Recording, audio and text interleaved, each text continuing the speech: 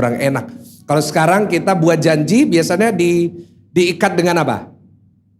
Pinky promise. Nah bukan saudara ya. Tapi apa? Jabat tangan dan ada meterai. Zaman dulu tuh letakkan di bawah sini. Ya, sumpah sama aku. Nah karena itu mereka bersumpah-sumpahan. Dikatakan ayat 10 baca sama-sama. 1, 2, 3. Kemudian apa itu mengambil berapa? 10 ekor dari unta tuannya dan pergi dengan membawa berbagai-bagai barang berharga kepunyaan tuannya. Demikianlah ia berangkat menuju Aram Mesopotamia ke kota Nahor. Yang percaya sama-sama kita katakan. Hari ini kita mau belajar dari satu topik. Saya beri tema khotbah hari ini yaitu Tuhan yang menolong aku. Ulangin sama-sama 1, 2, 3. Tuhan yang apa? Kasih tahu kanan kiri, Tuhan yang menolong kamu. Yang di rumah boleh tulis di live chat, Tuhan yang menolong aku. Berapa banyak di sini butuh pertolongan Tuhan? Boleh lambaikan tangan. Kasih tepuk tangan karena hari ini Tuhan akan menolong saudara dan saya. Saya percaya ini firman buat saudara semua yang butuh pertolongan dari Tuhan. Saudara, dari sini kita baru saja membaca yang saya bilang tadi. Sebuah penghubung antara Abraham dan Ishak. Kenapa perikop ini penting? Karena tanpa adanya perikop ini tidak ada pasal 25. Karena ceritanya Ishak akan sangat berbeda. Sehingga kita semuanya tidak akan mendapatkan kisah tentang Israel yang kita semuanya kenal. Kenapa? Karena pada pasal 24 Ishak belum dapat jodoh. Ishak masih mencari-cari jodoh. Dan biasanya kalau anaknya masih jomblo yang pusing siapa? Nah pengalaman pribadi mungkin saudara ya. Biasanya kalau anaknya jomblo yang pusing pasti papa atau mamanya. Ditanyain kamu ini kok belum dapat. Ya ada yang usia 20-an belum dapat, masih lumayan, masih bisa jual mahal. Ya itu 20-an tapi jangan main-main. Kalau udah 30-an masih jomblo jangan jual mahal-mahal. Diskon dikit-dikit gak apa-apa. Ya 20%. Kalau udah 40 apa? Diskon 50% plus cashback 30%. Nah itu. Kalau udah 50 ke atas masih jomblo, buy one. Nah itu pengalaman pribadi saudara ya kan. Nah saudara di sini kita tahu bahwa Abraham ada problem. Dia punya masalah. Dia punya uang banyak, dia punya harta banyak, tapi masalahnya anaknya nggak punya jodoh. Dan nanti kita akan lihat kenapa Ishak nggak bisa cari istri sendiri. Karena itu Abraham panggil hambanya yang paling tua, paling senior. Namanya siapa? Ayo kita buka Kejadian 15 ayat 2. Ya ini mungkin saudara nggak pernah dengar orang ini sebelumnya. Ya hari ini kita mau belajar sesuatu yang baru. Baca sama-sama. Abram menjawab apa saudara? Ya Tuhan Allah, apakah yang akan engkau berikan kepadaku? Karena aku akan meninggal dengan tidak punya apa? Tidak punya anak. Ya, Abraham punya masalah. Dia sudah menikah bertahun-tahun tidak punya anak. Tetapi Tuhan menggenapi janjinya akhirnya bisa punya. Saya doa bagi saudara hari ini yang menikah belum punya anak, Tuhan segera kasih saudara anak. Kasih tepuk tangan dulu ya paling meriah buat Tuhan. Itu doa saya buat saudara. Tampilin lagi ayatnya, ayat 2. Dikatakan dan yang akan mewarisi rumahku ialah apa? Belum semuanya. Ialah siapa?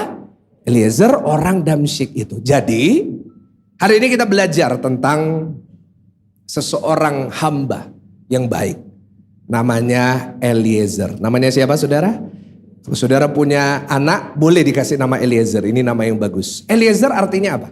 Eliezer artinya yang ditolong Tuhan atau Tuhan penolongku. Sama-sama katakan apa? Tuhan penolongku. Saudara Eliezer ditugaskan oleh tuannya. Ceritanya Abraham akhirnya punya anak namanya Ishak. Dan satu hari di saat Abraham sudah tua, Abraham suruh Eliezer, kamu pergi ke kampung halamanku, cari jodoh buat anakku. Enak banget saudara Ishak. Gak perlu cari, udah dicariin. Nah saudara di sini kita lihat Eliezer menerima tugas yang sangat berat. Kadang-kadang ya sangat sulit untuk cari jodoh. Untuk cari jodoh diri sendiri aja susah. Apalagi cariin jodohnya orang lain. Eliezer disuruh sama Abraham. Disuruh sumpah lagi. Dan menurut saya ini adalah satu tugas yang sulit. tapi sangat penting. Kenapa penting? Karena ini akan menjamin janji Tuhan buat Abraham bahwa keturunannya akan jadi bangsa yang besar terletak sama satu orang ini, Eliezer. Dan kenapa sulit? Wah, karena apa yang diperlukan, tujuannya itu sangat sulit sekali. Saudara, kenapa hari ini kita perlu belajar dari Eliezer? Karena mungkin seperti Eliezer, kita hari ini diperhadapkan dengan tugas yang sulit. Setiap kita semua punya tugas masing-masing dalam kehidupan kita. Tugas saudara dan tugas saya pasti lain. Tugas saya sebagai pendeta untuk berkhotbah. Ya, tugas saudara sebagai seorang businessman juga berbeda dengan saya. Tugas saudara sebagai ibu rumah tangga berbeda juga. Tugas saudara sebagai seorang ayah berbeda juga. Saudara, setiap kita punya tugas. Dan banyak dari kita mengalami tugas yang susah, bukan? Perjalanannya sulit. Banyak hal yang sulit yang kita alami dalam kehidupan kita. Berapa banyak dari kita seringkali dalam hati kita merasa, Tuhan, kenapa kok hidupku ini sulit banget sih? Kok aku diizinkan punya masalah seperti ini? Tapi hari ini saya mau beritahu kepada saudara, sesulit apapun perjalananmu, kalau ada Tuhan yang menolong, pasti dia buka jalan buat saudara dan saya. Tepuk tangannya paling meriah buat Tuhan dong. Iya. So, hari ini saudara lagi butuh pertolongan Tuhan, harus belajar dari Eliezer. Meskipun tugasnya sulit, jalannya sulit, seakan-akan banyak yang tertutup. Kalau Tuhan yang turun tangan, Tuhan penolongku. Yang tidak mungkin pun menjadi mungkin. Amin. Dia disuruh cariin Ishak jodoh. Bukan hanya itu, ada kriterianya. Setiap orang cari jodoh pasti ada kriteria. Saya punya teman punya saudara pernah cerita gini. Perempuan nih, masih umur 12 tahun. Saya ngobrol, kamu nanti ke depannya punya cita-cita apa? Jawabannya, mau punya suami. Oh ya luar biasa ya, umur 12 sudah mikir gitu. Kriterianya apa? Banyak. Apa aja? Harus kaya. Ini 12 tahun wis damjian saudara ya. Harus kaya, terus ganteng, terus tinggi, terus six pack. Terus punya toko emas. Dan kalau bisa anak tunggal. Dan papa mamanya udah sakit-sakitan. Haleluya Tuhan, ampuni Tuhan. Ya kan, ada orang kriterianya macam-macam. Nah, kriterianya Abraham sulit. Cari jodoh, gak boleh orang Kanaan. Banyakkan orang Kanaan. Apalagi, harus dari keluarganya Ishak sendiri. Harus satu keluarga sama Abraham. Kalau bisa sepupu. Loh, Eliezer gimana tahu? Pada zaman itu belum ada Facebook. Gimana bisa cari tahu keluarganya Ishak yang mana? Ya kan? Dan begitu Eliezer ketemu dengan wanita ini, Abraham bilang, kamu harus bawa dia kembali ke Kanaan. Loh, bayangin. Coba bayangin jadi Eliezer. Disuruh ke kota asing, suruh cari perempuan yang mau dijodohkan, terus bawa perempuan ini kembali. Saya mau tanya, ini sulit atau gampang? Sulit banget Bapak Ibu. Dan mungkin kita juga mengalami hal yang sama. Aduh Pak Pendeta, kok rasanya Tuhan itu mengizinkan yang sulit-sulit dalam hidup saya. Tetapi gak apa-apa Bapak Ibu Saudara, seberapapun sulit itu, saya percaya Tuhan pasti tolong saudara. Seperti Eliezer saya berdoa, Tuhan buat perjalanan hidup saudara berhasil. Tepuk tangan yang paling meriah ya. Ayo kita mau belajar dari Eliezer, apa yang membuat dia bisa berhasil. Saudara mau berhasil, amin. Ya saudara mau sukses, amin. Nah kita mau lihat, kita gak bisa sukses tanpa pertolongan Tuhan, itu dulu. Ya, jadi kita hari ini mau belajar 3 hal yang membuat Eliezer mengalami pertolongan Tuhan secara cepat. Yang pertama, kita buka Kejadian 24 ayatnya yang ke-12. Ayo baca sama-sama. Kejadian 24 ayat 12. Baca dengan suara yang keras. 1, 2, 3. Apa? Lalu berkatalah ia. Apa saudara? Tuhanku Abraham, buatlah kiranya apa? Tercapai tujuanku pada hari ini. Tunjukkan kasih setiamu kepada Tuanku Abraham. Nah saudara, kata kuncinya di mana? Kiranya tercapai apa? Belum semuanya. Kiranya tercapai apa? Jadi kalau kita mau lihat pertolongan Tuhan, pastikan yang pertama, kita memegang visi yang jelas dari Tuhan. Ulangin, 1, 2, 3. Pegang apa? Kasih tahu kanan kiri, kamu harus punya visi. Harus punya tujuan. Kita harus punya tujuan. Saudara di sini yang sudah dewasa maupun teman-teman yang masih muda, pastikan engkau hidup dengan visi. Yang setuju katakan amin. Kenapa Eliezer bisa menuju ke Nahor? Kenapa dia mau mengambil perjalanan itu? Kenapa dia berani bersumpah? Karena dia berangkat dengan sebuah visi yang Tuhan berikan lewat Abraham. Dan saya mau beritahu gini ya, kalau Tuhan yang kasih visi, Tuhan pasti membuatnya berhasil. Saudara lihat, visinya Tuhan buat Eliezer adalah pergi carikan istri buat Ishak. Berapa jauh dia harus pergi? Nggak gampang, nggak deket. Kalau saya melihat di map Israel, saudara, perjalanan dari di mana Eliezer hidup dan Nahor itu kurang lebih 400 km. Ini jauh atau dekat? Jauh banget loh. 400 km itu dari Surabaya ke Semarang. Bayangin pada zaman itu belum ada mobil. Saya kalau ke Semarang, saya kalau ke Jakarta sukanya nyetir, sudah. Kalau Surabaya Jakarta itu kurang lebih 700 km. Bayangin, Eliezer belum ada mobil waktu itu. Naiknya apa? Onta. Onta, pernah lihat onta? Bukan yang cepat, saudara. Onta itu pelan. Makan aja pelan banget, saudara. Ya kan kalau dia di taman safari. Nah, dia harus membuat perjalanan kurang lebih 2 minggu. Di tengah teriknya padang gurun. Saya mau tanya, Surabaya lagi panas nggak? Surabaya ini panas banget. Saudara enak duduk diem. Saya dari tadi jalan kanan kiri pakai jas. Saudara pikir saya nggak kepanasan, saudara, ya kan? Waduh, saya di atas ini juga ngerasa panas. Bukan karena AC-nya. AC-nya ini udah 20. Udah dinyalain semua. Tapi memang ini karena cuacanya panas. Bayangin padang gurun itu lebih panas daripada Surabaya. Naik onta 2 minggu. Tapi apa yang membuat dia kuat? Sederhana. Karena dia punya visi. Apa yang bisa membuat saudara kuat menjalani hidup meskipun ada masalah? Satu kata, yaitu apa? Visi. Visi itu apa sih? Visi itu Tuhan kasih kepada setiap kita. Satu orang satu. Beda visi saudara sama saya. Kita semuanya punya visi. Tetapi yang membuat kita semua sama adalah visi kita selalu datang dari firman Tuhan. Itu udah pasti. Kalau kita mau dengerin visi apapun dari siapapun, pastikan visi itu selalu datang dari apa? Hati-hati.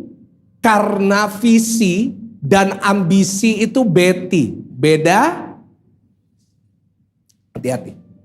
Saya selalu meminta sama Tuhan kasih visi. Tetapi yang saya paling hati-hati adalah kalau yang saya dengar bukan visinya Tuhan, tapi ambisi. Semua orang pasti dikasih visi sama Tuhan. Tetapi ada orang yang akhirnya tidak memiliki visi Tuhan, tetapi membangun ambisi dalam kehidupan. Orang itu kalau dapat visi itu pasti orang yang pekah dari Tuhan. Tetapi orang yang pekah pun bisa terbutakan dengan ambisi. Doa saya di sini tidak ada yang dibutakan dengan ambisi. Boleh katakan amin? Tetapi yang lebih sedih lagi, ada banyak orang yang hidupnya tanpa visi. Sama seperti kalau orang jalan ditanyain, mau kemana? Gak tahu. Lagi nyetir, tujuannya kemana? Nggak tahu. Itulah orang yang hidup, menjalani hidup tanpa visi. Ada beberapa ciri ya visi dari Tuhan, nanti saya jelasin contohnya kayak gimana. Yang pertama, visi dari Tuhan itu pasti sesuai dengan firman. Pasti ada di dalam firman. Dan yang kedua, pasti mendatangkan kebaikan. Kalau nggak datangin kehancuran, datangin keributan, itu bukan visi dari Tuhan. Itu ambisi. Hati-hati loh saudara. Contoh, ada orang punya visi. Aku punya visi. Pabrik sebelahku tak bangkrut no. Loh. Itu bukan visi. Itu ambisi. Ya, hati-hati. Ada yang bilang gini, Pak, visi saya mau buat mertua saya mati. Ih, haleluya, Tuhan ampuni, Tuhan ampuni. Itu bukan visi. Kalau visi saudara membuat orang lain rugi, mohon maaf ya. Itu bukan visi, tapi ambisi. Oh, saya selalu jaga hati saya. Wah, kalau enggak, ambisi manusia itu kadang-kadang bisa membuat orang jadi jahat. Enggak peduli mainnya kasar, mainnya curang. Menghalalkan semua cara. Jangan ya. Saya berdoa di gereja ini enggak ada yang punya ambisi. Visi kita cuma satu, memenangkan jiwa-jiwa berkerajaan sorga. Kasih tepuk tangan yang paling meriah, tepuk tangan yang paling dahsyat ya. Hari ini ya minta visi. Visi itu kayak gimana sih Tuhan? Katakan setiap kali ada keraguan berkata segala perkara dapat aku tanggung di dalam Tuhan yang memberikan kekuatan kepadaku. Kasih tepuk tangan. Jangan cuma satu orang kasih itu. Yang keempat, berjalan dengan visi Tuhan. Kita punya visi, bawa selalu dalam doa. Saudara punya visi apapun, punya keinginan, punya tujuan apapun. Saudara mau sukses, mau berhasil, mau punya perusahaan, saudara mau punya bisnis. Bawa selalu dalam doa. Markus 11 ayat 24. Markus 11 ayat 24 dikatakan apa? Markus 11 ayat 24 bisa ditampilkan. Markus 11, baca sama-sama 1, 2, 3. Karena itu aku berkata kepadamu, apa saja yang kamu minta dan apa? Bukan cuma minta, tapi apa? Diulang. Percayalah bahwa kamu telah menerimanya, maka hal itu akan bawa dalam doa. Dan yang kelima, tentukan dan selesaikan masalah. Harus lihat nih, masalahnya apa? Tantangannya apa? Selesain dulu dari hal yang paling kecil. Saudara mau jadi seorang businessman. Mungkin saudara kurang pengetahuan, selesain masalah, belajar. Saudara mau jadi seorang pengkhotbah mungkin. Saudara mungkin mau jadi pendeta. Cari kelemahanmu. Terus mau belajar. Saya terus mau belajar. Siapapun yang saya dengar di atas mimbar, saya selalu duduk dan dengar. Kenapa? Karena saya mau belajar. Kenapa? Karena kita harus menemukan terus, apa yang kurang dari saya. Dan akhirnya kita menjadi pribadi yang lebih baik. Saya mau beritahu, kalau kita punya visi. Kalau kita punya visi dari Tuhan. Sesulit apapun perjalanannya, asal kita berjalan bersama dengan Tuhan, melakukannya benar, Tuhan akan buat berhasil. Tepuk tangan yang paling meriah. Kejadian 24 ayat 1 sampai 2. Yang kedua secara cepat. Kejadian 24 ayat yang pertama sampai yang kedua. Adapun Abraham telah apa? Udah tua dan lanjut umurnya. Serta diberkati Tuhan dalam, bayangin, udah tua, lanjut umurnya, kaya raya. Lihat ayat 2, baca sama-sama ayat 2. Berkatalah Abraham kepada hambanya yang paling tua dalam rumahnya, yang menjadi apa? Kuasa atas segala kepunyaannya. Katanya, baiklah, letakkanlah tanganmu di bawah pangkal. Yang kedua saudara, kalau saudara mau ditolong Tuhan, saudara mau ditolong Tuhan, yang mau kembali katakan amin. Harus menjadi orang yang bisa dipercaya. Kasih tahu kanan kiri, bisa dipercaya. Tulis itu di live chat, bisa dipercaya. Ayo Pak, bisa nggak jadi orang yang dipercaya? Bu, anak-anak muda bisa nggak dipercaya? Kita lihat Eliezer. Dia orang yang bisa dipercaya. Tahu dari mana? Baca ayat 1. Abraham ini, Kejadian 24 ayat 1. Abraham telah apa? Tua. Lebih dari usia 100 tahun. Dan lanjut umurnya serta diberkati. Kelemahannya orang tua itu apa biasanya? Hah? Pekun. Kadang-kadang punya uang lupa ditaruh di mana. Tapi nggak tahu ya. Rasanya orang Indonesia meskipun tua ingat kalau tentang uang saudara. Ya kan? Kalau uang pasti ingat gitu. Tapi ya Abraham ini udah tua ya. Kenapa saya bilang dia pekun? Kenapa saya bilang dia udah tua banget? Karena ayat 2 mengatakan apa? Kejadian 24 ayat yang kedua. Berkatalah kepada Abraham, kepada hamba yang paling tua, Eliezer. Yang menjadi kuasa atas segala kepunyaannya. Karena dia udah merasa gak bisa mengatur, diserahkan kepada Eliezer. Pertanyaan saya gini, Ishaknya gimana? Kan dari tadi kita bahas Eliezer tuh. Eliezer carikan jodoh buat Ishak. Loh pertanyaannya, mosok Ishak gak bisa cari jodoh sendiri? Terus Ishak kemana? Kenapa bukan Ishak yang mengatur semua harta dari Abraham? Itu pertanyaan. Saudara, beberapa tahun yang lalu saya ingat ada satu viral video. Saya nggak tahu saudara pernah lihat atau enggak. Ada seorang pendeta yang khotbah. Ishak gak bisa cari jodoh sendiri karena Ishak ini idiot. Loh, saya baca, saya dengar itu YouTube itu, saya kaget. Loh, teori dari planet mana ini? Ishak idiot, enggak, dia pintar, dia nabur, dia jadi orang kaya, gak mungkin idiot. Terus Ishaknya kemana? Saya tanya, Nah, Tuhan tunjukin di ayat 67. Saya nggak akan bacain semua ya. Kalau saya baca ayat 1 sampai 67 khotbahnya 2 jam. Saudara siap? Saya enggak. Karena saudara duduk saya berdiri.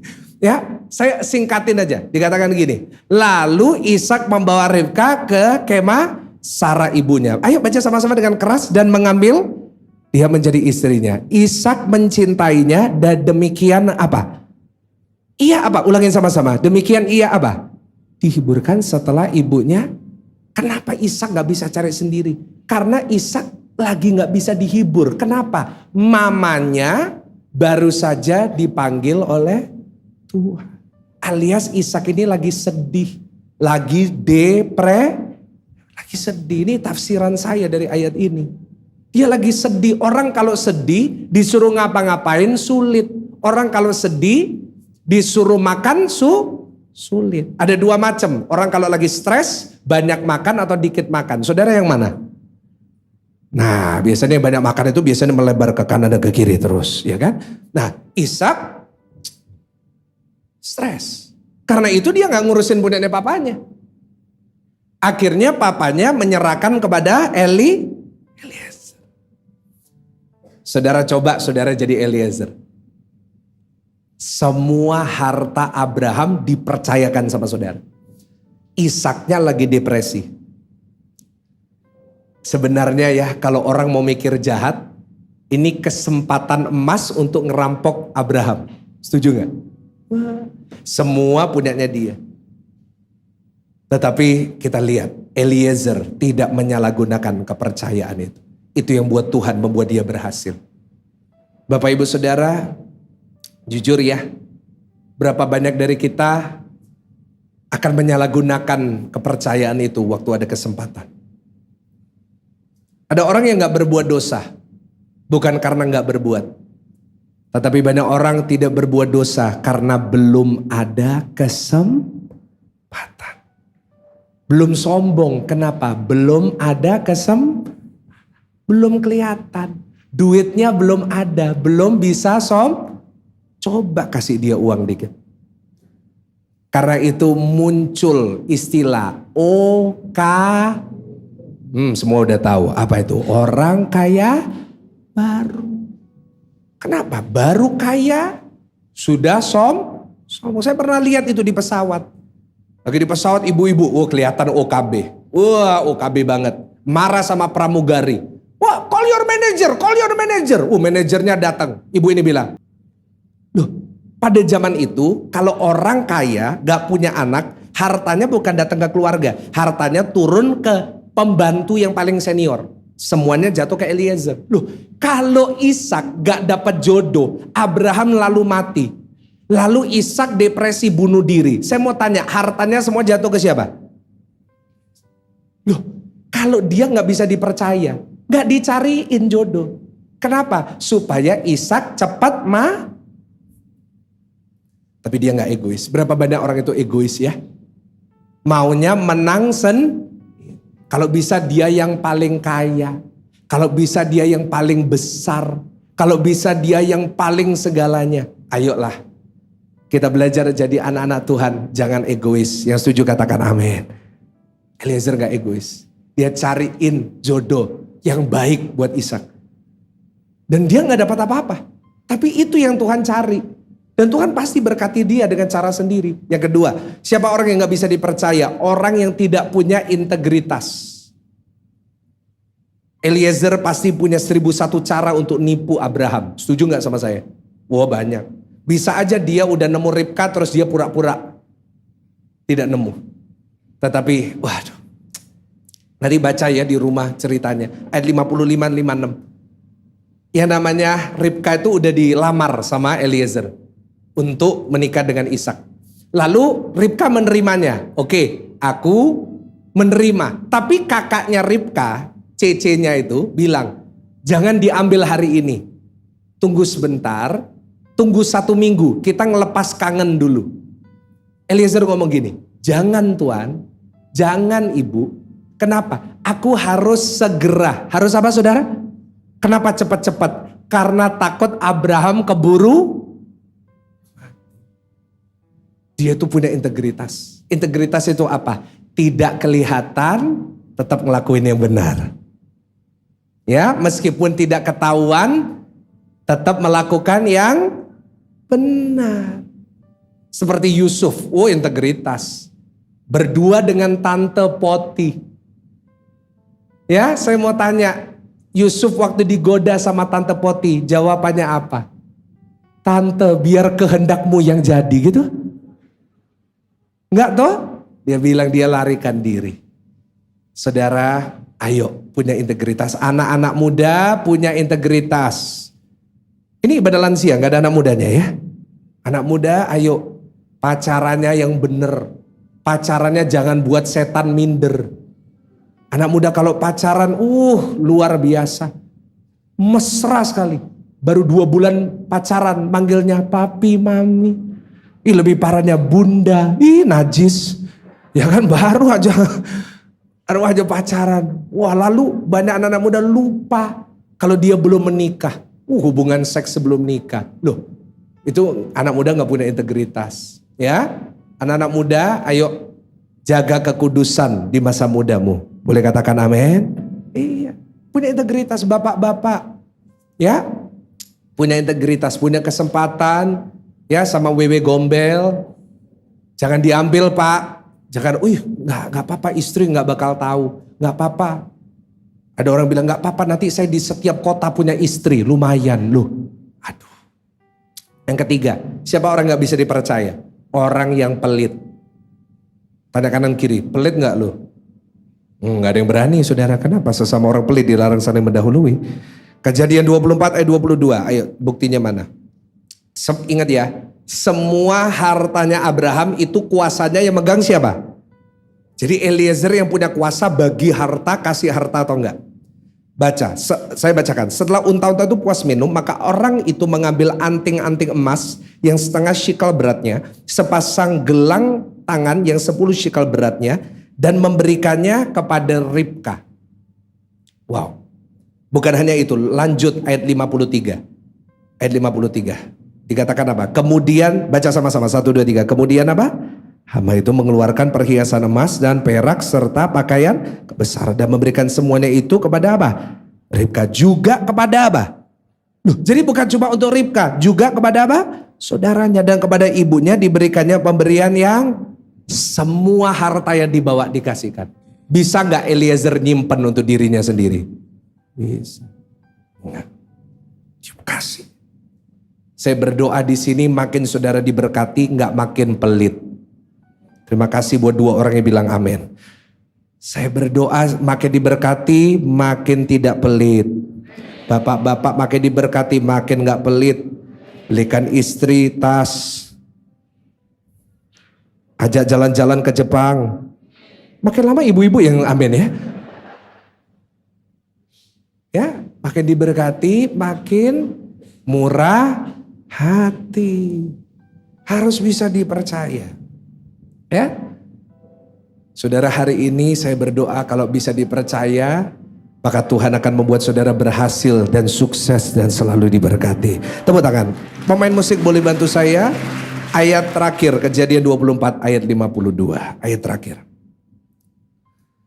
Ketika hamba Abraham itu mendengar perkataan mereka, sujudlah ia sampai ke tanah. Baca sama-sama, menyembah Tuhan.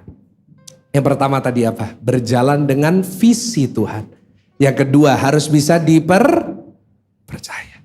Kalau saudara mau ditolong Tuhan, yang ketiga, engkau harus mengembalikan kemuliaan